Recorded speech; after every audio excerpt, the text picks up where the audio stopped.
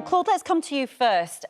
You're a businessman. You speak up for businesses. You're known for being on a programme that promotes self-employed people who want to go into business at great risk to themselves, you know, in order to back themselves, essentially, and that's what you're all about.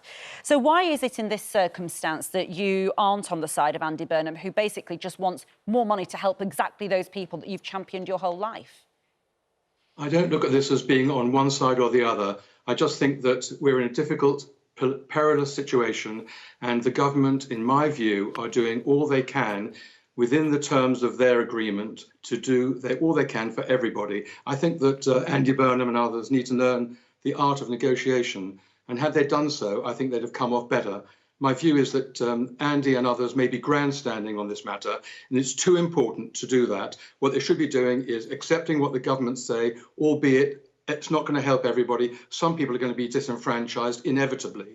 But then afterwards, in the light of what actually happens, how this pandemic develops over the winter months, I think there's an opportunity of perhaps going back, renegotiating, having a look at what's actually happening, what the needs are. That's what needs to be done. That's the sensible way of approaching it. But and from my point of view, advice, and in business, you've got to be a good leader. And what the people of Greater Manchester might think, although we've had many different views about what they think of Andy Burnham this morning, but what they might argue is he is fighting for those people, just like a CEO should fight for their company and not worry about the competition. It's not for him to worry about Cornwall.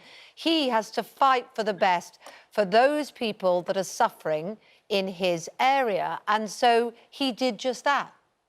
Kate, this is not a competition. It's in effect, the art of negotiation. And I think he's grandstanding, and it would have been much better and much healthier for the nation as a whole, which is what we're all interested in, is getting out of this mess as skillfully as we possibly can, to just accept what's going on, take it in the chin. People are going to be suffering no matter where they come from, because it's the pandemic that's causing the problem. So the quicker we get into doing what the governments say, albeit that you might be able to criticise it and maybe they're not doing it right. Who knows? This is an ever-moving, fast-moving situation. So I think what they've got to do is just calm down. Let's all get this all together, work together. Different parts of the country have got different objectives in terms of their problems that they've got. Let's just get this going, make sure that the NHS is protected, that lives are saved, and afterwards, or during the course of this thing, we can argue behind the scenes about whether the right people got money, whether more people should benefit or should be helped out. Well, it might be too late for some businesses, Claude, as I'm sure Simon wants to come in here. Simon, you're a business owner, you're a restaurateur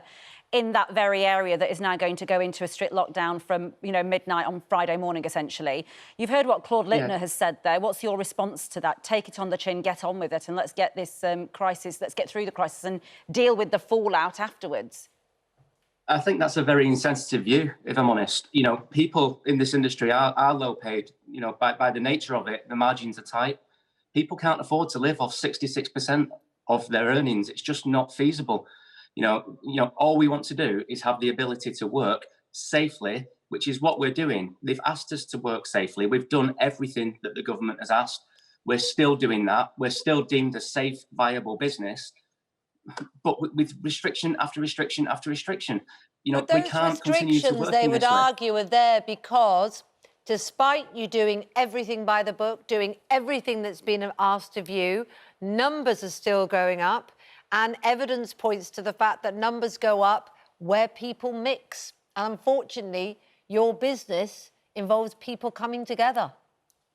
So does gyms, supermarkets, you know, public transport.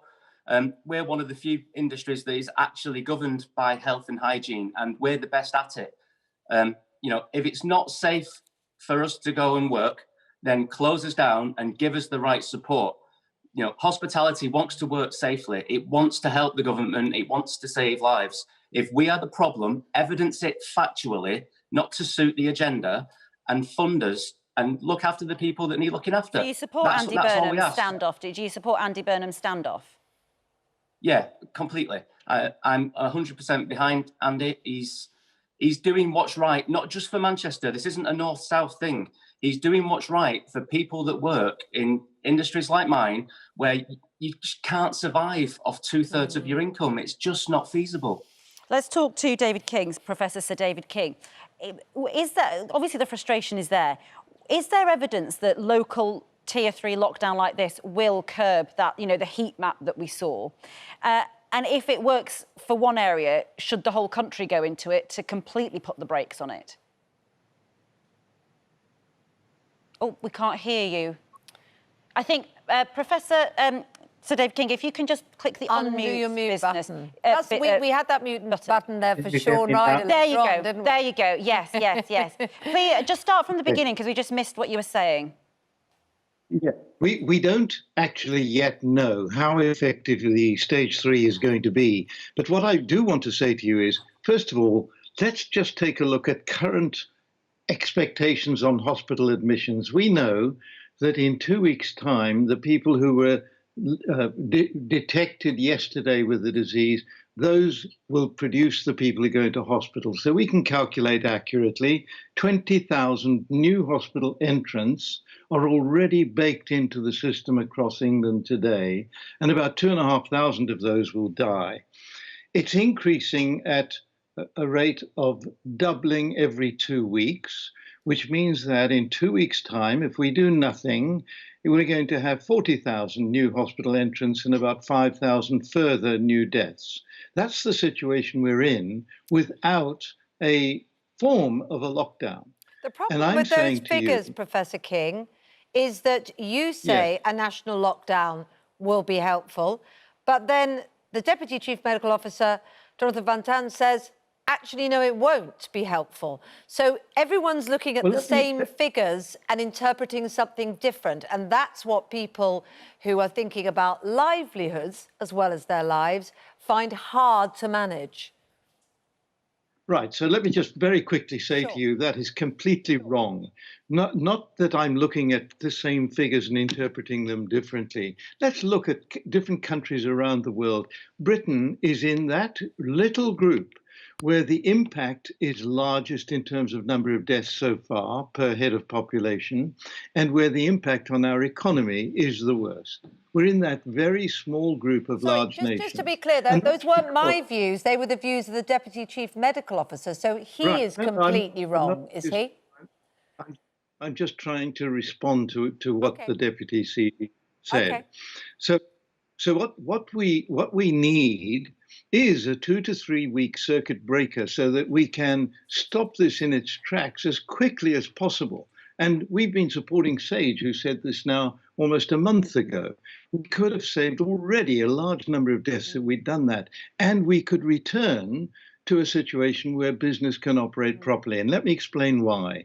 A full exit strategy means that we have to build public health scaffolding so that all new cases and their contacts are effectively isolated from the rest of the population. When we reach that situation where 80% of new infected people are picked up within 24 hours and isolated and their contacts, then the rest of the population goes on with their normal business. Okay, let's just bring in, we're just coming to the end of the time we have with you, I'm afraid to say, but let me just bring in Claude Littner just for a final word. You heard Simon's response to you. You know, you're known for advising entrepreneurs. Simon is an entrepreneur.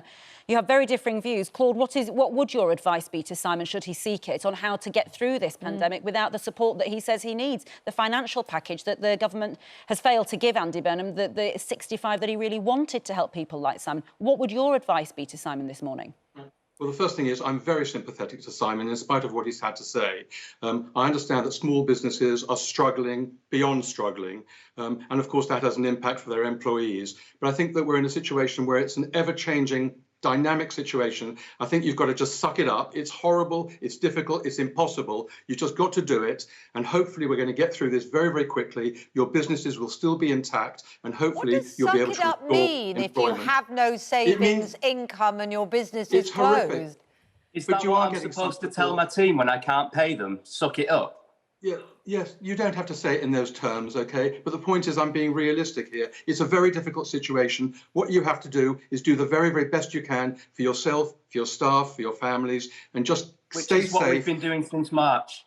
And of course you have. Of course you have. And so has everybody else. But unfortunately, the virus doesn't really know that. And it's just going bananas now. And therefore, I think it's just a matter of the government know that, and they should back an industry that's more than capable of holding its own. Yes, I think it's a great industry, and I think the government has done some things to help the industry. I'm not a spokesman for the government. I'm just saying that you're in a difficult situation, and I think it's incredibly difficult. But all you can actually do is just relax, try and do the best you can for yourself and for your staff. Hopefully we get over this as quickly as possible, and hopefully the government will put in further measures to assist you.